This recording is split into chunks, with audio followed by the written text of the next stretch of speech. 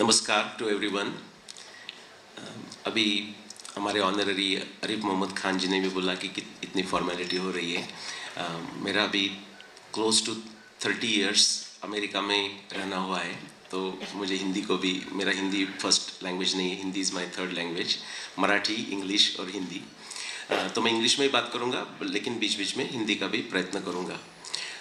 तो जब फॉर्मेलिटी होती है तो मेरे लिए वो बहुत स्टीफ हो जाता है। तो अभी मेरा जो ट्रिप चल रहा है 1 महीने का पूरा इंडिया में, मैं close to 20 cities I am going around in 6 states, and every place I tell them please keep my time sitting on the dais to a minimum, otherwise it makes me stiff.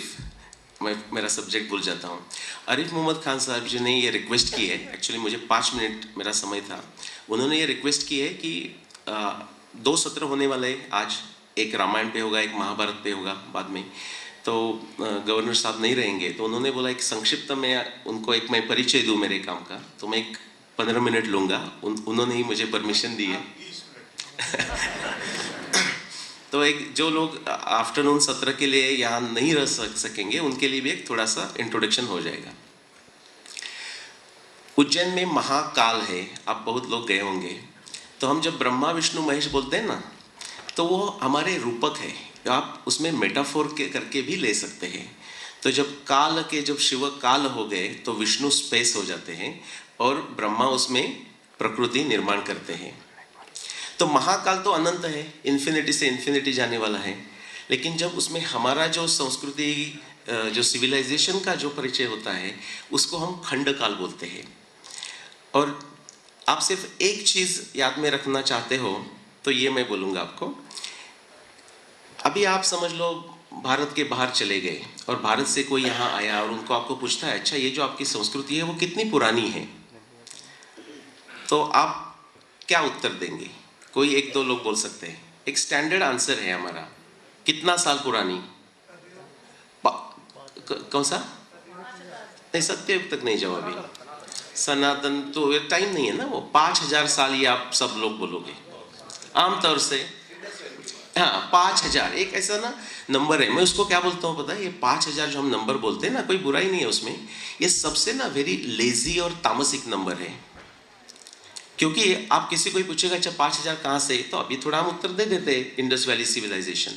तो मेरा संक्षिप्त में सबसे बड़ा एक statement जो संस्कृति के बारे में बोलूँगा कि जो मेरा एक 25 to 30 ईयर्स का जो मेरा रिसर्च है, based on that what I have asserted means it is backed by evidence, and backed by evidence from more than dozen plus different scientific disciplines, and I'll mention some of them.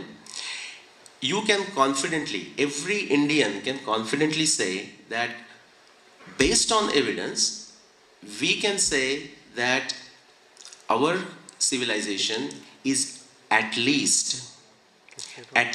24,000 years old. Okay, धन्यवाद। अभी आपने तालियां बजाया तो आपकी responsibility और बढ़ गई। अभी आपको मेरे बुक्स या मेरे वीडियो देखने पड़ेंगे और ये फाइंड आउट करना पड़ेगा कि ये 24,000 कैसा आ गया, क्योंकि सिर्फ ताली बजा के नहीं चलेगा। ओके, स्वाध्याय प्रवचनेच, सेल्फ स्टडीज इंपॉर्टेंट और डिटेल स्टडीज इंपॉर्टेंट। मैं क्विकली महाभारत का समरी आपको बोलता हूँ। एक छोटा सा महाभारत का एक साक्ष्य, महाभारत टेक्स्ट की साक्ष्य से मेरा जर्नी चालू हुआ 1995 में। तो मैं मास्टर स्टूडेंट था कनाडा में। मेरा बैकग्राउंड है chemical engineering, bachelors masters executive MBA। तो एक श्लोक मैं पढ़ा, उसमें ऐसा ही देख रहा था। वो श्लोक है, या चैषा विस्तृता राजस त्रैलोक्ये साधु सम्मता अरुंधति तयापेश वशिष्ठ पृष्ठतः कृत। व्यासदेव महाभारत युद्ध चालू होने के एक दिन पहले धृतराष्ट्र को ये बोल रहे हैं कि जो आकाश में जो अरुंधति है, सप्तर्षि के जो 7 तारे हैं, उसमें एक वशिष्ठ का तारा है और एक अरुंधति का तारा है। वो बोल रहे हैं कि अभी मीन्स महाभारत के समय ये जो अरुंधति है वो वशिष्ठ से आगे चलती हुई दिखाई देती है। अभी उसमें क्या विशेषता, इसमें क्या है? इसमें विशेषता ये है कि आज हम जाके आकाश में देखें नाइट में, तो वशिष्ठ आगे चलते हुए दिखते हैं। चलते हुए मीनिंग वो नॉर्थ ईस्ट में आएंगे और उत्तर ध्रुव के ऐसा जाके नीचे जाएंगे, लेकिन उसमें वशिष्ठ आगे है, अरुंधति पीछे है। जब मैंने ये पढ़ा, मुझे थोड़ा एस्ट्रोनॉमी का ज्ञान था, तो मैंने सोचा ये वीकेंड पे मैं ये काम कर लूँगा, वीकेंड में मैं ये प्रॉब्लम सॉल्व कर दूंगा। मैं बहुत नाइव था, मुझे वही एक श्लोक का साइंटिफिक ढंग से तात्पर्य निकालने के लिए 15 साल लगे। 1994 से चालू करके 2009 तक तो सिर्फ वही करते नहीं बैठा था, सब काम वगैरह तो कर रहा था। 2009 में जब मैंने ये दिखा दिया, और ये सबसे इम्पोर्टेंट बात है कि पूरा हम लास्ट पीछे कितना भी लंबा चले जाए, लेकिन सिंप्लिसिटी के लिए मैं बोल रहा हूँ चलो 2 लाख 3 लाख 5 लाख 10 लाख जितना आपको पीछे जाना है चले जाइए। एक ऐसा समय है, सिर्फ एक ही समय है 11,091 BC से लेके, जो कि समझ लो 13,000 साल पहले से, टू 4508 BCE मीनिंग 6,500 ईयर तक। तो बीच में का एक 6,000 ईयर्स का ये समय है। यही एक ऐसा समय है पृथ्वी के हिस्ट्री में कि जब आपको अरुंधति वशिष्ठ के आगे चलते हुए दिखेगी। नाउ हमें तर्कशास्त्र, तंत्र युक्ति और विज्ञान बुद्धि सबको एकत्र लाना है। तो महाभारत में बोला है अरुंधति आगे चल रही है महाभारत के समय।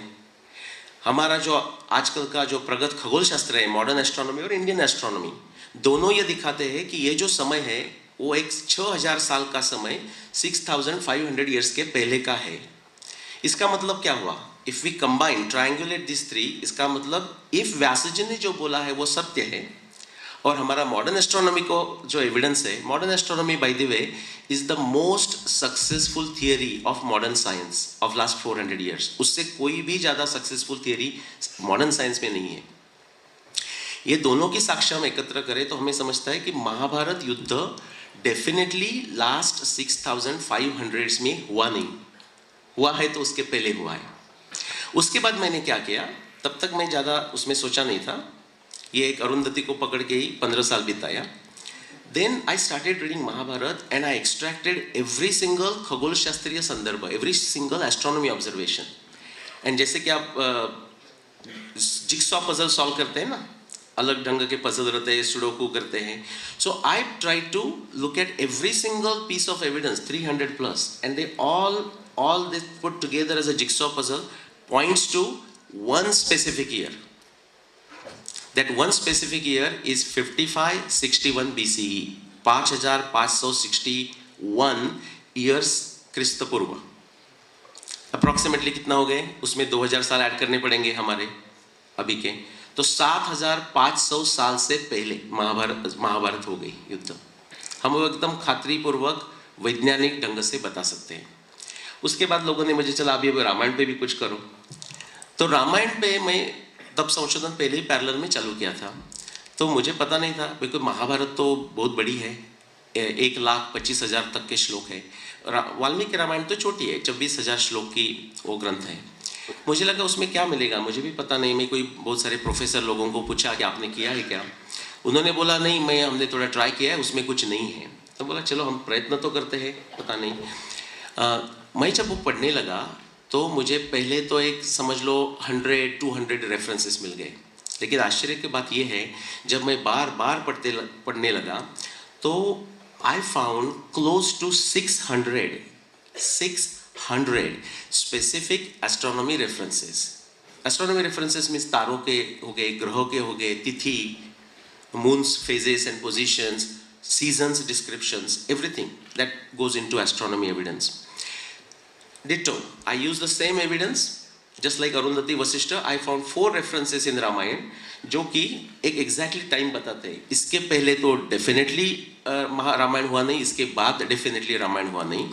और वो सब मैं जिक्सॉ पजल जैसा सॉल्व करके मैंने जो डेट निकाली, रामायण में राम रावण युद्ध की जो डेट आती है वो आती है 12,209 BCE, यानी कि approximately more than 14,000 years ago.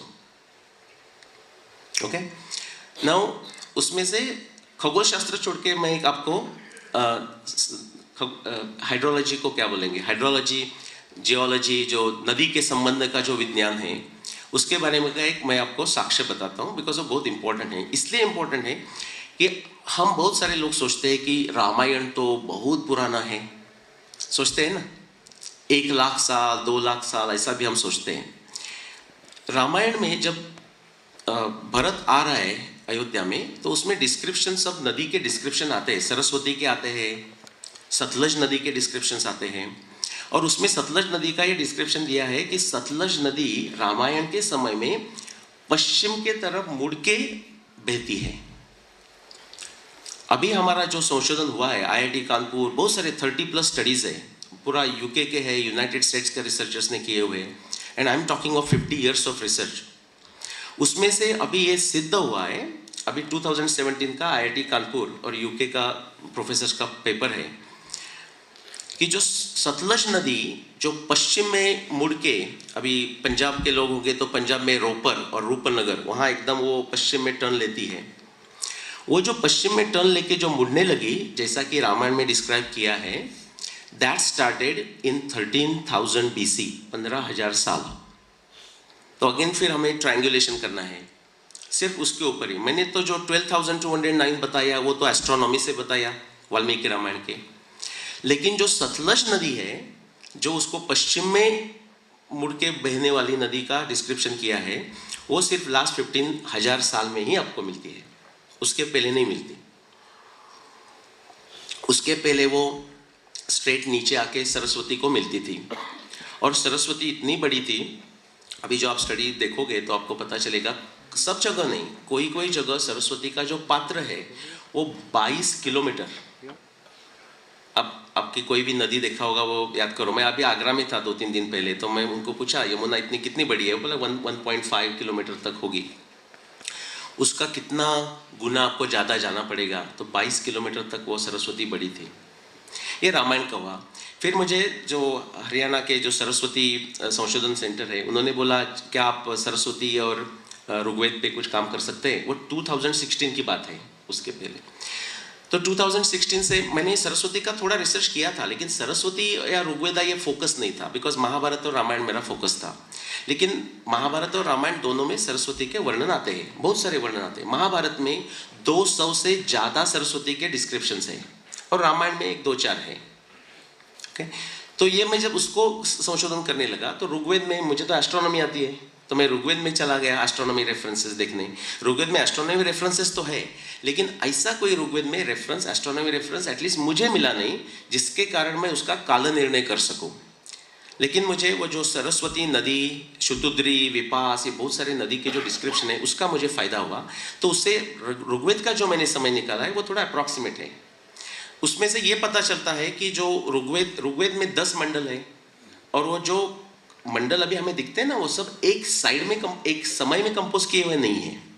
In fact उनका जो रिलेटिव सीक्वेंस है, सबसे जो ओल्डेस्ट है, उनका जो मंडल का सीक्वेंस है वो है 6, 3, 7, 4, 2, देन 5, 8, 9, और उसके बाद बहुत लंबा टाइम बीच में जाता है, उसके बाद आता है मंडल 10। ये इसलिए मैं बता रहा हूँ आपको, मंडल 10 में आपको शंतनु और देवपी के उल्लेख मिलते हैं। और शंतनु कौन है पता है आपको? शंतनु कौन है? भीष्म के पिता। ओके, नो, शंतनु नाम तो अलग अनेक लोगों का हो सकता है, लेकिन शंतनु और देवपी ये भीष्म के पिता और उनके भाई थे, और देवपी जंगल में चले गए और ये राजा थे। वो उल्लेख कैसा आ जाता है ऋग्वेद में? उसका भी हमें आंसर पता है, बिकॉज महाभारत के समय में व्यासदेव ने फिर उनकी रचना की, पुनर्रचना की ऋग्वेदों की। तो उसका जो अंत का समय है ऋग्वेद का, वो 6th मिलेनियम BC, मीनिंग समझ लो एक 7-8 हजार समय महाभारत का समय आता है। और आप उसका जो एविडेंस करके पीछे पीछे चले जाओ, तो ये एविडेंस आ जाता है कि कम से कम जो ओल्डेस्ट मंडलाज है 6, 3, 7, 4, 2, ये डेफिनेटली 22 हजार साल से पुराने हैं, मोर देन 22,000 BC। मैं आपको थोड़ा सा क्यों कैसा बताता हूँ और मैं रुकता हूँ। ऋग्वेद के जो ओल्डेस्ट मंडल है, जैसा 6, 3, 7, उसमें सरस्वती का वर्णन आता है। फॉर एग्जाम्पल, सरस्वती का वर्णन ऐसा था कि सरस्वती सबसे बड़ी नदी थी, गंगा से बड़ी, सिंधु से बड़ी। और कैसा वर्णन आता है? तो उसका आता है नदी तमे, अम्बी तमे, देवी तमे, सरस्वती। नदी में से नदी बड़ी, देवी में से देवी सबसे बड़ी। या और दूसरा वर्णन आता है गिरिभ्य आ समुद्रात, पूरा माउंटेन से, हाई माउंटेन से निकल के ऑल द वे समुद्र तक बह रही है। 2017 का एक खोंडे जी का पेपर है, उसमें ये हमें उन्होंने दिखाया कि लास्ट 10,000 साल में जो सरस्वती का जो क्षेत्र है उसमें से 10,000 साल में ऐसी कोई बड़ी नदी नहीं और छोटी भी नदी नहीं, सिंधु है बट उसके साइड में, कि जो समुद्र तक मिलते गई। There is not any river, बड़ी river that went to Sindhu samudra. इसका मतलब लास्ट 10,000 ईयर्स का वो वर्णन नहीं है ऋग्वेद का। और बाद में जो अगेन 2017, 2018 के पेपर्स आए हुए हैं, उसके पहले के भी आप पीछे चले जाओ तो 1992 फ्रैंकफर्ट और फ्रांस के पेपर है, मेरी कोर्टी के 1986 के पेपर्स है। ये सब आप कंबाइन करो तो उससे भी पता चलता है कि जो गिरिभ्य आ समुद्र, माउंटेन से निकल के समुद्र तक जाने वाली जो सबसे बड़ी नदी थी वो सरस्वती, उसका जो पात्र था वो 22,000 BC में इतना बड़ा से लेके एकदम नैरो हो गया। उसमें से क्या हो गया, यमुना निकल गई, यमुना पूर्व में निकल गई, और शुतुद्री 13,000 में जो मैंने बोला वो पश्चिम में निकल गई, और फिर सरस्वती स्लोली ड्राई होके चली गई। तो हाइड्रोलॉजी एविडेंस से भी आपको पता मिलता है ना, सिर्फ मैं नाम बताता हूँ, बाकी कोई एविडेंस है कि ये जो मैंने अभी डेट बोला आपको, सिंप्लिसिटी के लिए मैं बोलता हूँ, आप जो पाढ़े पढ़ते हैं, पाढ़े ही बोलते हैं आप मल्टीप्लिकेशन टेबल्स को, तो आप 7 का पाढ़ा याद रखिए। मराठी में होता है 7 के 7, 7 दूण 14, 7 त्रिक 21, 7, 14, 21।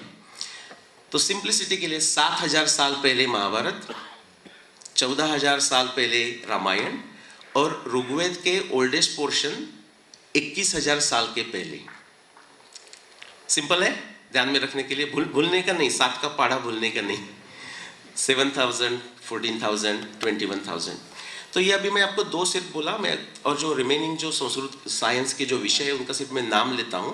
उसमें आप 2 सत्र में रहेंगे तो हम और ज़्यादा चर्चा कर सकेंगे। उसमें से और जो है जैसे कि फिजिकल एंथ्रोपोलॉजी, उसका हमें पूरा साक्ष्य मिल जाती है। जेनेटिक्स, और आरिफ मोहम्मद खान जी तो अच्छा लगेगा उनको और बाकी जो लोग हैं, कि जेनेटिक्स में भी जो अभी जो बाकी लोग जेनेटिक्स में कर रहे हैं वो एक छोटा मैं बोल देता हूँ और मैं आफ्टरनून में डिटेल में डिस्कस करूँगा कि जेनेटिक्स का भी हमें एविडेंस मिला है। 2015 का कार्मिन का पेपर है ना, जो कार्मिन ने पेपर लिखा है उनको महाभारत की कोई पता नहीं है।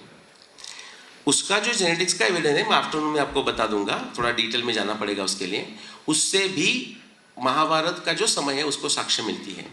उसके बिना बहुत सारे सब्जेक्ट है, आप कोई नाम ले लो, oceanography, seismology, climatology, physical anthropology, archaeology, कोई भी नाम लो, ये सबके जो जो साक्ष्य मिले हैं ये जो अभी मैंने समय बोला उसको वो सपोर्ट और इंग्लिश में कोरोबोरेट करते हैं।